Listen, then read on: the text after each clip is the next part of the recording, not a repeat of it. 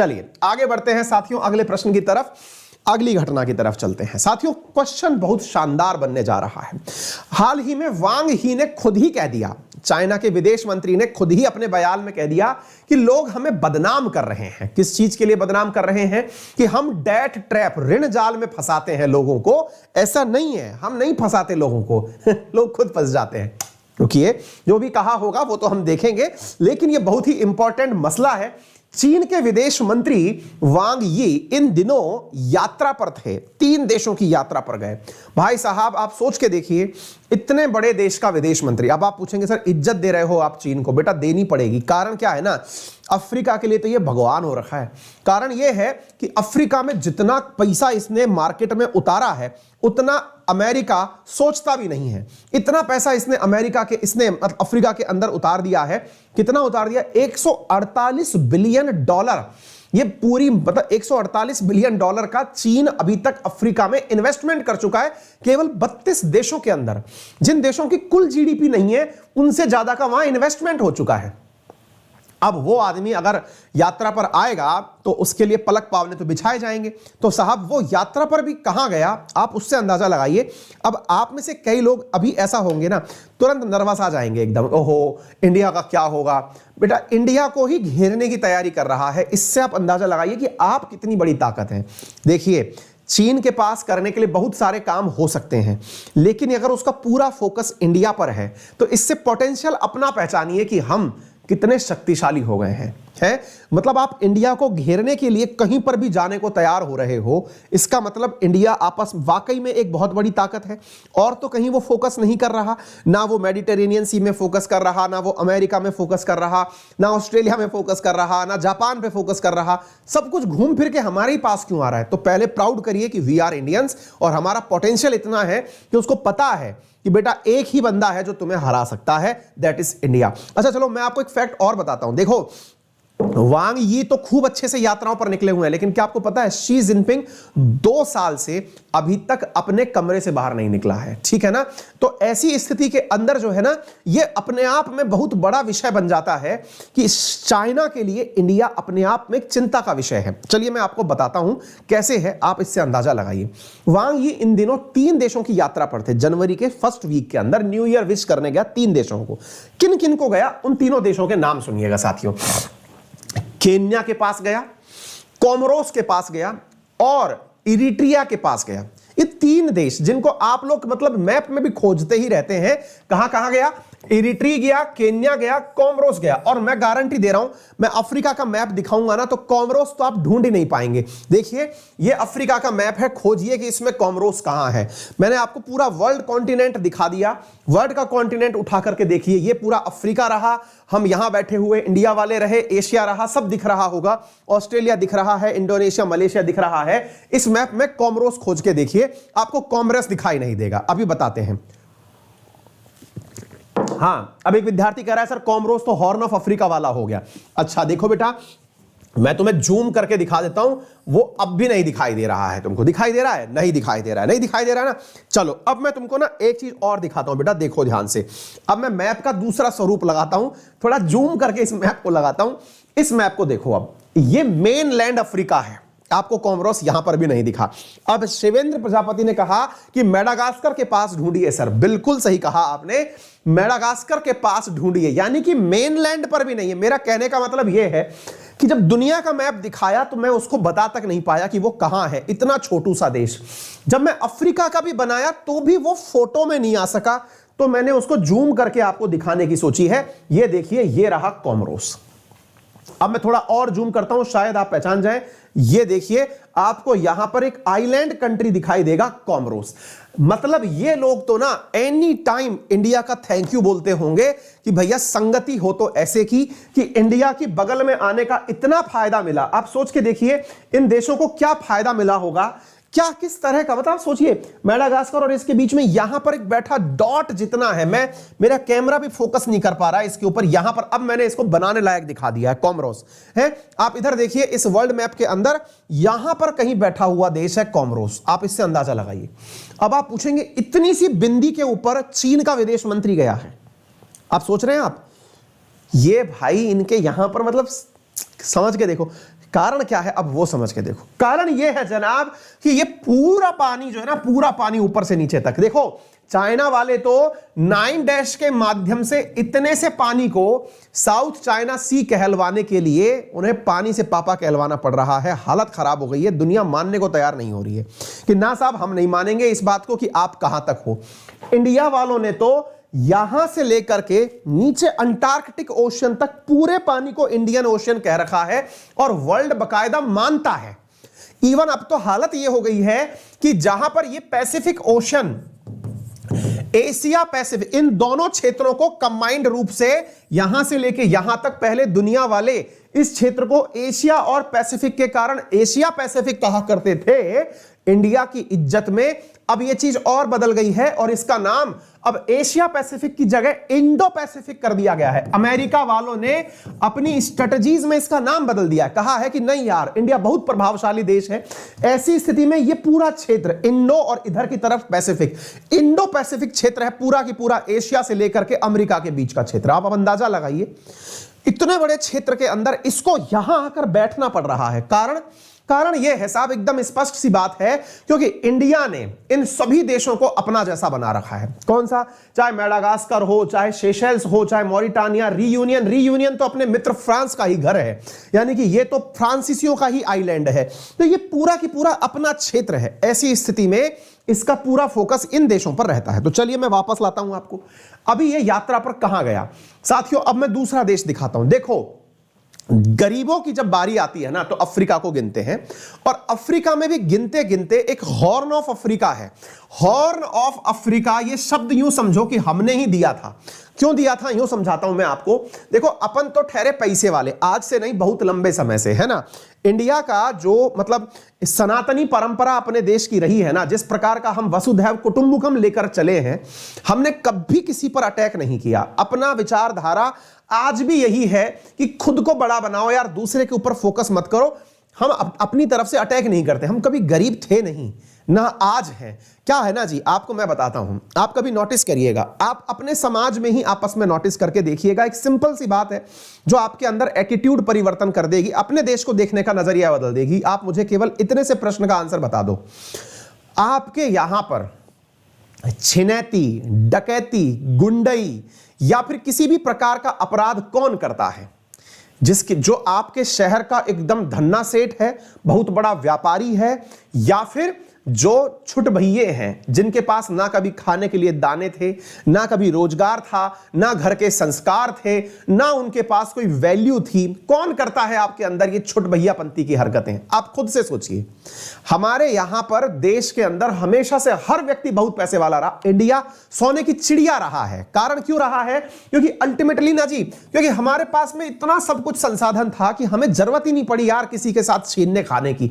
हमारे पास मां गंगा का आशीर्वाद था, बहुत बढ़िया से हमारे खेती बाड़ी हमेशा से होती रही है। दक्षिण के अंदर बढ़िया हमारे पास खदान खनीन सब रहा, तो हमने कभी नहीं किया। अब आप सोच के देखिए, ऐसी स्थिति में चाहे हमारे ऊपर ये टर्की लोग आए, चाहे हमारे ऊपर मुस्लिम इवेजन हुए, चाहे अंग्रेज हमारे ऊपर आए, ये सब लोग गरीब लोग थे, है ना। ये वो लोग थे जिनको नादाना नजर आता था, सेठ लोग नजर आते थे। अब सेठ लोग रहते कहां हैं? यहीं आएंगे। और सेठों की चोरी होती है साहब, गरीबों की चोरी भी कौन करता है? ऐसी स्थिति में अपन तो ठहरे सेठ। अब एक व्यक्ति हमारी बगल में रिसेंटली सेठ बन गया है ना, वो ये है। अब इसको हमारा जो पैसा है ये जम नहीं रहा कि यार ये चक्कर क्या है। मतलब ये हम तो पैसे वाले हैं, लेकिन इस क्षेत्र में हम ही पैसे वाले होने चाहिए, इसलिए ये गुंडों को हमारे पीछे लगा रहा है और रजिया जो है वो गुंडों के बीच फंस गई है। कुछ ऐसी स्थिति हो रखी है। अब हो क्या रहा है ऐसी स्थिति में? ये वाला जो देश यहां पर बैठे हुए हैं ना, असल में अफ्रीका के ये 4 देश हैं साथियों, जो हमारे अंदर एनी टाइम जैसे मरखनी गाय के सींग निकले रहते हैं, ऐसे ही अफ्रीका में से ये सींग निकला हुआ है, जिसे आप हॉर्न ऑफ अफ्रीका कहते हैं। इसमें 4 देश हैं साथियों। कौन कौन से? इरिट्रिया, जिबूती, सोमालिया और इथोपिया।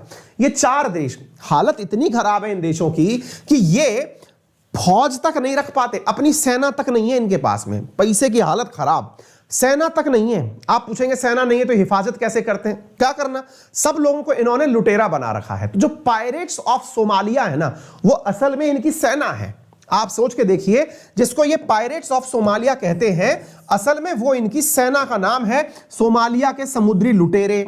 ऐसे ही यहां पर जिबूती के समुद्री लुटेरे, ऐसे ही इरिट्रिया के समुद्री लुटेरे, गरीब देश इथोपिया के लुटेरे, ये सब लुटेरे देश बने। और ये करते क्या थे?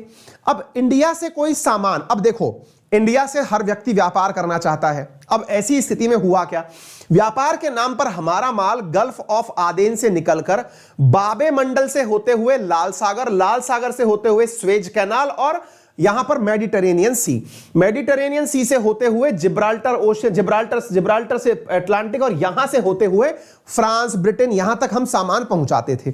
इन पट्टों ने क्या किया, ये यहां डाल करके लुटेरे लगा के बैठ गए। आपका यदि कोई भी मित्र, मैं मेरी बात पर हो सकता है आपको एक बार के लिए हंसी आ रही हो, मजा ऐसा है कि सर क्या बात कर रहे हैं, ऐसे थोड़ी होता है, देश की इज्जत करो। अभी कराता हूं, रुक जाओ। आपका कोई भी देश, कोई भी मित्र जो है ना, मर्चेंट नेवी में अगर हो, मर्चेंट नेवी का मतलब जो समुद्री जहाज पर नौकरी करता हो, जो मालवाहक जहाज हो, और निश्चित ही मिल जाएगा आपका कोई ना कोई दोस्त, दूर का मिल जाएगा, नजदीक का मिल जाएगा। इवन नेवी का या कोस्ट गार्ड का भी अगर आपका कोई मित्र हो ना, मेरी उससे ये बात पूछ के देख लेना, वो आपको बताएगा कि जो मालवाहक जहाज यहां से निकलते हैं, वो अपने आगे की तरफ लोगों को बिठा के, बंदूक देके बिठा के रखते हैं।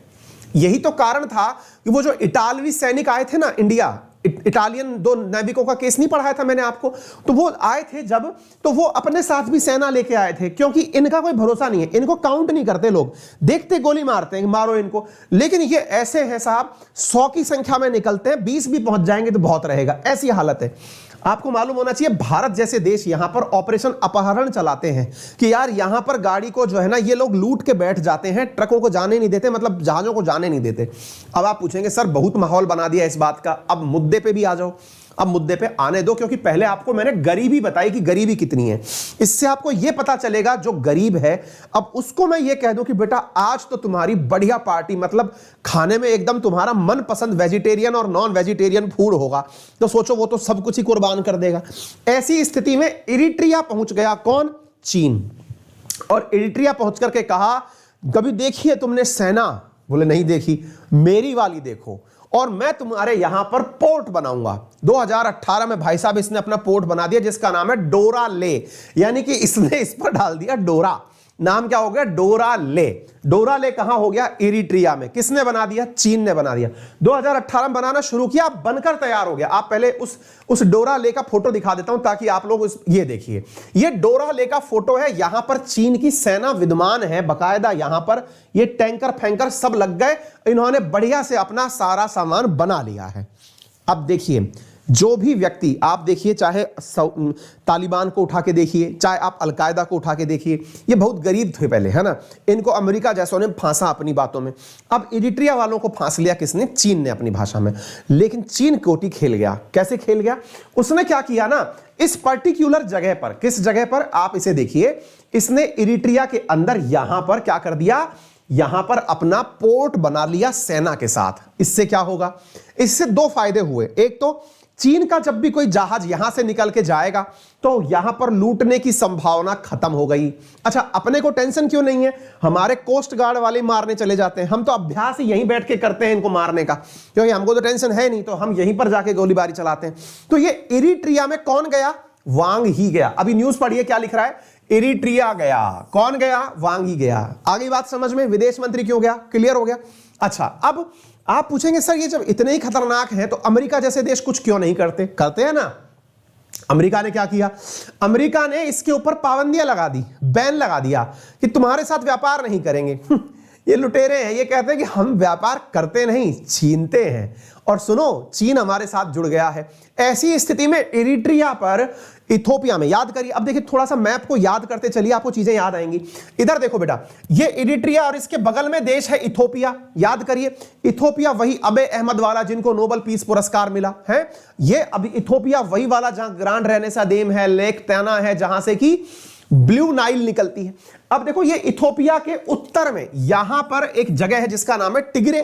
याद करो मैंने टिगरे का संकट पढ़ाया है, उस टिगरे वाली जगह पर इधर से इथोपिया वाले और इधर से इरिट्रिया वाले ये दोनों आपस में झगड़ते रहते हैं।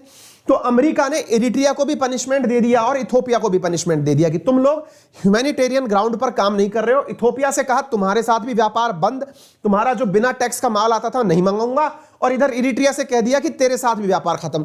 अब इरिट्रिया कह रहा कोई बात नहीं, हमको तो जहाज लूटने हैं, आपके निकलेंगे तो आपके लूट लेंगे। इधर चीन यहां पर पहुंच गया कि शाबाश बेटे बहुत अच्छा जवाब दिया तुमने। तो ये तो हुआ इसका इलाज। आइए अब दूसरे देश पर चलते हैं। अब देखो इस हॉर्न ऑफ अफ्रीका में आपने इरिट्रिया पकड़ लिया, अब इधर गया ये केन्या। केन्या गया कौन? वांग ही। अब मैं केन्या की बात बताता हूं साहब। केन्या के पास में जितना भी विदेशी कर्ज है उसका 21% कर्ज अकेली चाइना का है। आप इससे अंदाजा लगाइए। नंबर 1, इसका एक पोर्ट है जिसका नाम है मोम्बासा। मोम्बासा पोर्ट समझिए अगला हम्बनटोटा है। अगला हम्बनटोटा क्यों कह रहा हूं? जैसे हम्बनटोटा पोर्ट को नहीं बचा पाया श्रीलंका, ऐसे ही केन्या अपने मोम्बासा पोर्ट को नहीं बचा पाएगा, क्योंकि केन्या में आप जहां जाओ आपको वहां पर चाइनीज काम होता हुआ दिखाई देता है। मजेदार बात यह है कि केन्या में कभी अमेरिका ने भी बहुत पैसा लगाया था, लेकिन अमेरिका पैसा लगाने के बाद में हल्का ढीला क्या पड़ा, ये जाकर के बैठ गए किसकी गोदी में? चाइना की गोदी में। अच्छा पता है आपको क्या हमेशा लगेगा ना, वो जो बीच का बंदर होता है ना, वो अपनी पूरी जिंदगी ऐसे ही बिताता है पेंडुलम की तरह। उसे लगता है अब मैं इसका करीबी हो गया हूं, अब मैं इसका करीबी हो गया हूं, मैं मालदार बन गया हूं, लेकिन वो पता नहीं चलता कि उसकी कितनी ठुकाई हो रही है। उसको एहसास नहीं होता बीच के बंदर को। कभी खेला है आपने? दो भाइयों के बीच में आप खड़े हो जाते हैं बॉल पकड़ने के लिए, कभी वो आपको बुलाता है ले ले बोल ले, फिर उधर फेंक देता है। वो इसके साथ हो रखा है केन्या के साथ में। अब ये भाई साहब पैसा लेके बैठा है बहुत तगड़ा वाला। हालत ये है कि इसके जो मतलब अगर इसका आप अकाउंट देखो तो उस अकाउंट को मैं यहां पर दिखाने की कोशिश करूंगा। केन्या के अंदर जो है ना 9.8 बिलियन डॉलर का कर्जा है। आप अंदाजा लगाओ यार कि 21% कर्जा जिस देश के पास चीन का हो। यार एक मिनट सोच के देखो, श्रीलंका के पास में कर्जा कितना है? मैंने आपसे यह कहा कि श्रीलंका के अकाउंट में 1.5 बिलियन डॉलर बचा है, 20 मिलियन डॉलर से ज्यादा उसके ऊपर लोन है। ये 9.8 बिलियन तो अकेले मतलब क्या बोलते हैं 9.8 बिलियन डॉलर लोन लेके बैठा हुआ है। अंदाजा लगा के देखो यार कि ऐसी हालत में ये गरीब देश लौटाएगा कैसे? इनके पास कुछ है नहीं। इनके पास मिनरल्स के नाम पर थोड़े बहुत मिनरल्स हैं, इनकी तो लोकेशन काम की है। यहां इस लोकेशन का उपयोग लेकर के चीन अपने व्यापारिक केंद्र स्थापित कर दिया, तो उसे तो लैंड मिल गई सस्ते दामों पे। जैसे मान लीजिए कि वाड्रा जी ने राजस्थान के रेगिस्तान में जमीन खरीद ली, ऐसे इसके द्वारा यह कार्य यहां पर किया जा रहा है। ठीक है ना? तो वांग ई यहां पर आया और यहां पर बोलता है डरने की जरूरत नहीं है यार, लोग हमारे बारे में खराब माहौल बनाते हैं। कैसे? This is a narrative so-called death trap created by some great nations। मतलब कुछ महान लोग हमारे बारे में ये शब्द बोलते हैं कि डेथ ट्रैप, हमारे बारे में ये कहते हैं कि हम लोगों को कर्ज के जाल में फंसा लेते हैं। ऐसा है नहीं, है ना? Those who don't want to development in Africa, वही लोग ऐसी बातें पहुंचाते हैं। ठीक है? अगर ऐसा कोई ट्रैप होता तो हम गरीबी क्यों हटाते, हम डेवलपमेंट को क्यों बढ़ावा देते? ऐसी बातें फैलाने वाले जो लोग हैं वो अफ्रीका को उठता हुआ नहीं देखना चाहते। वांग ने ऐसी बातें कही और कहा कि हम 6 बायलेटरल ट्रेड करना चाहते हैं चाइना के साथ में, केन्या के साथ में। ऐसी बातें बोली, लोगों ने तालियां बजाई, वाह कितनी अच्छी बातें। यानी सर आपको पता तो है कि आप कर्ज के जाल में फंसाते हो। चलिए अब साहब वांग वी जी, अगर आप कहीं भी मेरी बात सुन रहे हो चाइना वालों, तो मेरी बात को ध्यान से सुनना और आप लोग भी लिख लेना इस बात को, क्योंकि कई बार क्या होगा काउंटर आर्ग्यूमेंट आपके दिमाग में भी खड़ा हो जाएगा कि यार सर एक बात बताओ, वो किसी की मदद कर रहा है तो आपको क्या फर्क पड़ रहा है? अच्छी बात है ना, आपको तो हमेशा नेगेटिव चीजें ही नजर आती हैं। बेटा मैं नेगेटिव चीजें याद नहीं दिला रहा, मैं तो आपको भारत का पक्ष बता रहा हूं। आप उस तरह से चीजें सोच के देखना, अपने आप आपके आंसर मिल जाएंगे। पहला पॉइंट आप लिख लो अगर आप चाहो तो। पहला पॉइंट है चाइना के साथ होने वाले नेगोशिएशन का। पॉइंट नंबर 1 कि चाइना जब भी किसी देश को लोन देता है वो उसके बारे में किसी को नहीं बताता कि उसने किस कंडीशन पर लोन दिया है। पॉइंट नंबर 1 मेंशन कर लेना ये कि चाइना डेट ट्रैप में फंसाता कैसे है। अगर आपसे कुछ पूछ लिया जाए, मान लीजिए मेंस में सवाल आ जाए कि what is China's debt trap policy, क्या लिखोगे उसमें? तो मैं बता रहा हूं आप वो पॉइंट मेंशन करके आना कि इट नेवर डिस्क्लोजेज। क्या क्या डिस्क्लोज नहीं करता? कि इसने किस कंडीशन के ऊपर मतलब किसी को, सामने वाली पार्टी को लोन दिया है। अब आप पूछेंगे अच्छा तो एक बात बताइए, तो ये जो फ्रांस, जर्मनी, ब्रिटेन वगैरह हैं, ये कभी भी अपने द्वारा वो देते हैं क्या, जानकारी देते हैं क्या किसी को? हमने कहा मतलब कहना क्या चाहते हो? बोले इनके द्वारा कभी भी जानकारी दी जाती है क्या कि हमने किसी को कितना लोन दिया है, क्या कुछ किया है? अरे भैया बात ही बातों में हम तो 12,751 कल का रिकॉर्ड तोड़ दिया है आपने। हमने एक बार भी नहीं कहा आपसे कि शेयर करें भैया, जल्दी से शेयर करें, आज फिर एक नया रिकॉर्ड बनाते हैं। बहुत बढ़िया, शानदार, लगे रहो। तो अब फिर क्या हुआ? तो बोले सर एक बात बताइए कि ये अपना डिस्क्लोज नहीं करता, कोई बात नहीं, लेकिन दुनिया का कौन सा देश ऐसा है जो डिस्क्लोज करेगा? कोई करता होगा भला, आप गजब बात कर रहे हो। मैंने कहा यस, लिखिए साथियों, पेरिस क्लब। आंसर लिख लीजिए इस पॉइंट का कि भले ही चाइना तो डिस्क्लोज नहीं करता, लेकिन पेरिस क्लब बोला जाता है उन देशों को जो डेवलप्ड नेशन है और वो अपने द्वारा किसी दूसरे देश को कर्जा देते हैं, वो सारे अपनी शर्तें एक दूसरे को बताते हैं। याद करिए, ओईसीडी भी इसी को ही कहा जाता है, विकसित राष्ट्रों का संगठन। इस पेरिस क्लब में, क्योंकि ओईसीडी तो एक टर्म हो गया, पेरिस क्लब में लोन देने वाले लोगों का नाम लिया जाता है। कहते हैं कि लोन देने वाले राष्ट्र जब आपस में बैठते हैं तो चाइना से पूछते हैं कि बेटा बताओ शर्त क्या थी? चाइना कहता है हम नहीं बताएंगे। हम नहीं बताएंगे तो क्या मतलब हुआ? बोले मैं पेरिस क्लब का सदस्य नहीं बनूंगा। पॉइंट नंबर 1 याद करिएगा कि China never discloses it's conditions. Number दूसरा, अब दूसरा पॉइंट सुनिएगा सर। पहला पॉइंट क्लियर, डेट ट्रैप का। दूसरा सुनिए, दुनिया का हर देश, हर बड़ी कंपनी जब लोन देती है तो लोन की समय सीमा होती है 25 साल, 30 साल। जैसे इंडिया ने अगर मान लीजिए जापान से लोन लिया बुलेट ट्रेन के लिए, 30 साल की मियाद, 25 साल की मियाद, कि भाई दे देना, आराम से लोन दे देना। आपको यदि याद हो तो कमेंट बॉक्स में बता दो कि इंडिया ने जापान से जब लोन लिया तो कितना % ब्याज पर लिया, आप मुझे कमेंट बॉक्स में बताइए, और कितने ईयर के लिए लिया अगर आपको याद हो तो। भारत में जापान के द्वारा चलाई गई बुलेट ट्रेन आ रही है ना, उसका जरा बताइए तो हिसाब क्या है। मैं आपको इनका हिसाब बताता हूं। ये 10 साल से ऊपर का लोन नहीं देता, ओनली 10 ईयर्स। 10 ईयर्स का तो यार कार वाले भी, जब आप कार लेने जाते हो ना तो बैंक कार के लिए 7 साल का लोन देती है। आप किसी देश को बिलियंस ऑफ डॉलर दे रहे हो 10 साल के लिए। 10 साल के अंदर तो लोगों का खाने का तरीका नहीं बदलता। आप अगर वाकई में थोड़े बहुत पैसे कमाने लग गए और हाथ से ही खाने की आदत डाले तो चम्मच नहीं पकड़ पाते 10 साल में तो आदमी यार। तो ऐसी 0.01% इंटरेस्ट रेट पर, मतलब मुझे यह कंफर्म है, एक का कम से कम 50वां हिस्सा, 1% के 50वें हिस्से पर हमको दिया है 30 से अधिक सालों के लिए जापान के द्वारा लोन। अब सोच के देखिए, ये 10 साल के लिए लोन देता है। और तीसरी सबसे इंपॉर्टेंट बात, ये 10 साल के लिए लोन देता है मिनिमम 4% ब्याज पर। 4% ब्याज, 4% ब्याज का मतलब समझ रहे हो आप? अगर आप बैंक में एफडी कराने जाओगे ना, इंडिया की किसी बैंक में एफडी कराने जाओगे तो बैंक आपको जो ब्याज देती है वो देती है 5.5% का। एफडी पर 5%, 5.5% है। 4% ब्याज तो ये देश से वसूल ले रहा है यार। इससे ज्यादा ब्याज क्या मानोगे? 4% बहुत बड़ा ब्याज है। इंडिया की बैंक देती है एफडी पर इतना ब्याज। ये भाई साहब लोगों से ब्याज वसूल रहा है, 10 साल के लिए दे रहा है, 4% ब्याज वसूल रहा है। इससे ज्यादा और क्या होता है? फिर आप पूछेंगे अगर कोई ब्याज नहीं चुका पाया तो अब इसकी ये जो पॉलिसी है ना, ये इसकी सबसे ज्यादा ड्रैकोनियन है। इसने मतलब पूरे देशों की वाट लगा रखी है। वो चौथा पॉइंट लिख लीजिए, क्योंकि बहुत से बच्चे कहते हैं कि सर डेट ट्रैप को हम समझ नहीं पाते। कहते किसको आप? डेट ट्रैप जलते हो आप चाइना से। मैं उसके सामने ये 4 पॉइंट फेंक के मार देना कि भाई पेरिस क्लब का मेंबर क्यों नहीं बनता तू? 10 साल से ज्यादा का लोन क्यों नहीं देता? 4% से नीचे ब्याज पर क्यों नहीं आता? और चौथा पॉइंट, अब आपको डेट ट्रैप की परिभाषा क्लियर हो जाएगी। चौथा पॉइंट पता है क्या करता है? ये जिस भी देश को लोन देता है उससे एक ऑफशोर अकाउंट खुलवाता है। ध्यान से सुनना, ऑफशोर अकाउंट खुलवाता है का मतलब यह हुआ कि आपने किसी देश को कर्जा दिया और कर्जा देकर के आपने उसको क्या कहा कि तुम और हम दोनों मिलकर किसी दूसरे देश में अपना एक खाता खुलवाएंगे। उस खाते में तुम्हें मिनिमम इतना बैलेंस मेंटेन करना होगा।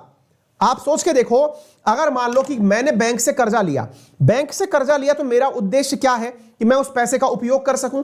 आपने क्या कंडीशन बना रखी है कि अगर आपने $10 बिलियन लोन लिया, एक काम करो, $1 बिलियन इसमें से निकाल के एक खाते में डाल दो जो दूसरे देश में होगा, कहीं भी एक न्यूट्रल देश पकड़ लो, चाहे सिंगापुर पकड़ लो, कहीं भी पकड़ लो, वहां पकड़ लो। उसमें से अगर तुम्हारी एक भी किस्त चूकी तो मैं उस खाते को जैब कर लूंगा, मैं उस खाते को पकड़ लूंगा। मैंने कल रात को ही आपको एक सेशन पढ़ाया है, क्या बात है, हम 13,000 क्रॉस कर गए। अरे वाह, बहुत बहुत बधाई हो आप सभी को। मैंने कल रात को आपको श्रीलंका का एक सेशन पढ़ाया जिसमें मैंने आपसे कहा था कि वांग ई इन 3 देशों के पास मिलने के बाद श्रीलंका पहुंचा, और जब श्रीलंका पहुंचा तो वहां पहुंच करके क्या कहता है कि श्रीलंका उससे कहता है माननीय आप आ गए, हमारे ऊपर थोड़ा डेट रीस्ट्रक्चर कर दो। आपको पता है असल में ये डेट रीस्ट्रक्चर है क्या भला है? असल में उससे ये कहा जा रहा है कि जो आपने ऑफशोर अकाउंट में हमसे पैसे डलवा रखे हैं उनको जब्त मत कर लेना, नहीं तो हम तेल भी नहीं मंगा पाएंगे, पत्तियां तोड़ के खाएंगे, मतलब चाय की पत्ती से काम चलाएंगे। अब आप बताइए ये डेट ट्रैप नहीं है तो और क्या है? अफ्रीकी डेट ट्रैप में कितना बुरी तरह फंसा हुआ है। तो ये 4 पॉइंट आपको याद होने चाहिए, आप इससे अंदाजा लगा लीजिए। केन्या की हालत मैंने आपके सामने डिकोड कर दी। आप देखिए अमेरिका, ये चीन ने जिन देशों को पकड़ के रखा हुआ है, Pakistan, Indonesia, Kazakhstan, Malaysia, Cambodia, Kenya, इन देशों के अंदर पैसे से अपना मामला खराब करके रखा हुआ है। और तो और अब क्या बोलता है कि देखिए अब आप इसको बताइए, इसको कॉलोनाइजेशन नहीं कहेंगे तो क्या कहेंगे? पता है क्या बोला है भाई साहब? ये मैडम से हाथ मिला रहा है, गजब का ही कॉम्बिनेशन लग रहा है। ये कहता है कि हम हॉर्न ऑफ अफ्रीका के लिए एक अलग से एनवॉय नियुक्त करेंगे, एक नियुक्त कर देंगे व्यक्ति। भैया हमारे जमाने में ना जब हमारा देश गुलाम हुआ था ना, जब ब्रिटिशर्स इंडिया आए थे तो वो भी ऐसे ही रजवाड़ों के अंदर अपना एक आदमी प्रतिनिधि नियुक्त कर दिया करते थे। आज तुम वही काम इनके यहां करने जा रहे हो यार, तुम अपना एक आदमी बिठा दोगे, उससे पता है क्या होगा? ये देश स्वतंत्र रूप से निर्णय ही नहीं ले पाएंगे। अरे आपको याद है वेलेस्ली ने सहायक संधि की थी इंडिया में। वेलेस्ली की सहायक संधि थी क्या? वो यही कहता था कि आप अपना एक व्यक्ति हमारे यहां नियुक्त करवा दीजिए और अपने यहां पर आप अपनी सेना वेना सब भूल जाइए, हम हिफाजत करेंगे। अरे तुम हॉर्न ऑफ अफ्रीका के अंदर हिफाजत क्या खाक करोगे? तुम उस जगह के अंदर अपना आदमी ऐसे बिठा दोगे कि अब ये लोग अपने बिहाफ पर निर्णय नहीं ले पाएंगे। इससे ज्यादा आप क्या कह सकते हो? क्या आपको लगता है कि अभी भी अफ्रीका गुलाम नहीं होने वाला? हॉर्न ऑफ अफ्रीका में स्पेशल एनवॉय नियुक्त करने जा रहा है, ये न्यूज देख लीजिएगा। तो इसीलिए हम कह रहे हैं कि चाइना कॉलोनाइजिंग अफ्रीका, चाइना अपनी उपनिवेश बना रहा है अफ्रीका को। इस समय 18 देश ऐसे हैं जो कि इसके साथ में फंसे होकर के ये निवेदन कर रहे हैं कि कृपया करके आप अपना ये जो लोन है इसको रीनेगोशिएट कर लीजिए। 10 साल में नहीं चुका पाए 15 में दे देंगे, कुछ ऐसा व्यवस्था बिठा लीजिए। इसके अलावा 12 देश ऐसे हैं जो कि रीस्ट्रक्चरिंग की बात कर रहे हैं कि साहब कुछ तो सेटिंग बिठाइए, हमारा मामला खराब हो गया है। अंदाजा लगाइए चीन के द्वारा अफ्रीका को $148 बिलियन का लोन दे दिया गया है। हर साल 70 प्रोजेक्ट की घोषणा कर रहा है 2010 से, और 32 देश अफ्रीका के, कुल 54 में से 32 देश ऐसे हैं जिनका टॉप लेंडर है अफ्रीका। आप इससे अंदाजा लगाइए, ये जो एकदम लाल सुर्ख हो रखे हैं ना, ये बस सोमालिया बचा है इसमें से, है ना। ये लाल सुर्ख हो रखे जितने भी देश हैं ये सारे के सारे इंडियन ओशन वाले जो देश हैं ना, इनको चीन ने एक तरह से समझिए अपने कर्ज में इतना फांस लिया है कि अब ये जो सेना नियुक्त कर रहा है, मुझे तो एकदम वेलेस्ली नजर आता है। मतलब वेलेस्ली नजर आता है जिसने सहायक संधि में भारत के कई राज्यों को गुलाम कर लिया था, वैसी स्थिति यहां नजर आती है। आप इसे देख सकते हैं दुनिया में जिस प्रकार का स्टैटिस्टिक्स निकल के आ रहा है। डेट टू चाइना देखिए आप एक बार के लिए, बिगेस्ट लेंडर ग्लोबली, दुनिया में सबसे ज्यादा कर्ज देने वाला जो देश अचानक बन के निकला है, आप उसे देखें। ये अचानक सबको क्रॉस करके सबसे ऊपर निकल गया है। चाइना सबको कर्जा इतना बांटने निकल रहा है, असल में ये खरीदने निकल रहा है। अब आप पूछेंगे तो एक बात बताइए सर, अमेरिका भी थोड़ा अफ्रीका में इन्वेस्ट करता होगा? मैंने कहा अभी कितना बताया मैंने उसके बारे में, चाइना के बारे में $148 बिलियन बताया। अब आप इधर देखिए 2014 में अमेरिका ने मात्र $69 बिलियन पूरे अफ्रीका में इन्वेस्ट किया, 2017 में $50 बिलियन किया, 2020 में $47 बिलियन किया। इनका इन्वेस्टमेंट बहुत पीछे चल रहा है, ये इतना आगे निकल गया है, आप इससे अंदाजा निकाल लीजिए। तो ये सारा मैंने आपको सारी जानकारियों के माध्यम से बातें बता दी हैं। जो भी जानकारी मैंने आपको यहां दी है, आप इन्हें हमारे टेलीग्राम चैनल अंकित अवस्थी सर पर एज ए PDF प्राप्त कर लेंगे, फिक्र ना करें। बहुत सारी जानकारी आज के सेशन में मिली होंगी। सेशन को जरूर लाइक करिएगा, अपने साथियों से इसे शेयर जरूर करिएगा, पढ़ते रहिए और रेफरल कोड अंकित 10 याद रखिए, क्योंकि उसके उपयोग से आपको यूपीएससी का जो सब्सक्रिप्शन है, क्योंकि यूपीएससी के सब्सक्रिप्शन में 12 जनवरी 2022 तक यूपीएससी का सब्सक्रिप्शन का जो एक्सटेंशन है वो कर दिया गया है। इसमें है क्या असल में कि आपको 63,898 रुपए के अंदर अनअकैडमी पर यूपीएससी का सब्सक्रिप्शन दिया जा रहा है। आपको easy EMI facility, loan facility, iconic plan आदि सब दिए जा रहे हैं। आप मेरा रेफरल कोड अंकित 10 यूज कर सकते हैं। यूपीएससी के अंदर सारे टॉप एडुकेटर्स की आपको क्लासेस मिल जाएंगी। आइकॉनिक प्लान भी यूपीएससी में दिया जाता है, जिसके अंदर आप लोगों को जो है प्रॉपर तरीके से लाइव मेंटरशिप, स्टडी प्लानर वगैरह सब मिलता है। इसके साथ साथ आपको हमारे यहाँ पर लोन फैसिलिटी, जिसमें 0% interest rate, no processing fee के साथ आपको ये चीज़ें मिल जाती हैं। तो उम्मीद है सभी साथी इसको जरूर अवेल करेंगे। और अनअकैडमी में बहुत सारे फीचर्स हैं, आप उनका उपयोग कर सकते हैं। बात रही जाए एसएससी के एग्जाम्स की, तो एसएससी के एग्जाम्स में आप मात्र 7800 रुपीज़ में 24 महीने का सब्सक्रिप्शन ले सकते हैं। यूज़ माई रेफरल कोड अंकित10 टू अवेल इट। इसके लिए करना क्या है, अनअकैडमी लर्निंग ऐप मोबाइल में इंस्टॉल करिए और अंकित10 रेफरल कोड डाल करके आप उसके अंदर 10% डिस्काउंट के साथ उस सब्सक्रिप्शन को प्राप्त कर लीजिए। जिस भी सब्सक्रिप्शन को आप प्राप्त करेंगे, उस कैटेगरी के जितने भी एडुकेटर्स पढ़ा रहे हैं उन सब की क्लासेस आपको इसके यूज़ करने से मिल जाएगी। इवन इतना ही नहीं, फीस में आपको 10% का डिस्काउंट भी उपलब्ध हो जाता है। मेरी स्पेशल क्लासेस रोजाना 10 बजे होती हैं, आज नहीं हो पा रही है तो कल फिर वापस हो पाएगी, इसके लिए हम चर्चा करेंगे। फिलहाल के लिए इतना ही। अपना ख्याल रखें, बड़ों का सम्मान करें, छोटों को प्यार दें और अपना व्यक्तित्व इस प्रकार से विकसित